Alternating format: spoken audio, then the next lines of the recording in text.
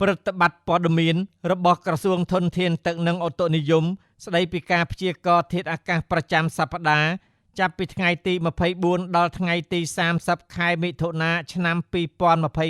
2025យោងតាមការអង្កេតពិនិត្យនិងវិភាគលើស្ថានភាពធាតុអាកាសនិងអាកាសធាតុនៅក្នុងតំបន់និងព្រះរាជាណាចក្រកម្ពុជាក្រសួងធនធានទឹកនិងអូតូនិយមសូមជម្រាបជូនដំណឹងដល់សាធារណជនឲ្យបានជ្រាបថាសម្ពាធទាបដែលគ្របដណ្ដប់លើសមុទ្រចិនខាងត្បូងមានឥទ្ធិពលលើសមុទ្រអានដាម៉ាន់ឈូងសមុទ្រថៃ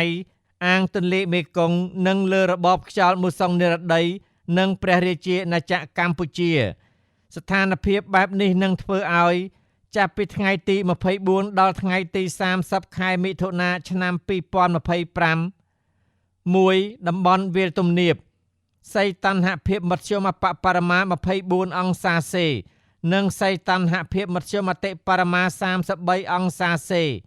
ខេត្តកំពង់ធំបន្ទាយមានជ័យបាត់ដំបងពោធិ៍សាត់កំពង់ឆ្នាំងកំពង់ចាមត្បូងឃ្មុំព្រៃវែងស្វាយរៀងតាកែវកណ្ដាលសៀមរាបនិងរាជធានីភ្នំពេញអាចមានភ្លៀងធ្លាក់ជាមួយផ្គររន្ទះនិងខ្យល់កន្ត្រាក់គ្របដណ្ដប់លើផ្ទៃដី 30% 2. តំបន់ខ្ពង់រាបសីតុណ្ហភាពមធ្យមបរិមា23អង្សាសេនិងសីតុណ្ហភាពមធ្យមអតិបរមា33អង្សាសេខេត្តកំពង់ស្ពឺប៉ៃលិនឧត្តរមានជ័យព្រះវិហារក្រចេះស្ទឹងត្រែងរតនគិរីមណ្ឌលគិរីជួរភ្នំដងរែកនិងតំបន់ជួរភ្នំក្រវាញអាចមានភ្លៀងធ្លាក់ជាមួយផ្គររន្ទះនិងខ្យល់កន្ត្រាក់គ្របដណ្ដប់លើផ្ទៃដី 25%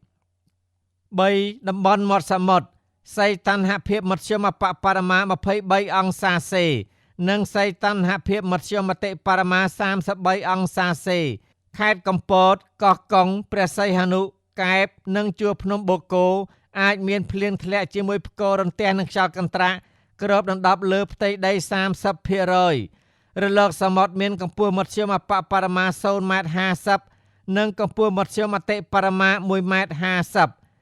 យោងលើការព្យាករណ៍ដោយបានជម្រាបជូនខាងលើនៅក្នុងសប្តាហ៍នេះភ្លៀងនឹងបន្តធ្លាក់លាយឡំជាមួយនឹងផ្គររន្ទះនិងខ្យល់កន្ត្រាក់ក្នុងបរិមាណពីតិចទៅបង្គួរដែលគ្របដណ្ដប់ស្ទើរទូទាំងប្រទេសសូមសាធារណជនទទួលជ្រាបជាព័ត៌មានថ្ងៃច័ន្ទ13រោចខែចេសឆ្នាំអសាញ់សប្បស័កពុទ្ធសករាជ2569រាជធានីភ្នំពេញថ្ងៃទី23ខែមិថុនាឆ្នាំ2025សូមអរគុណ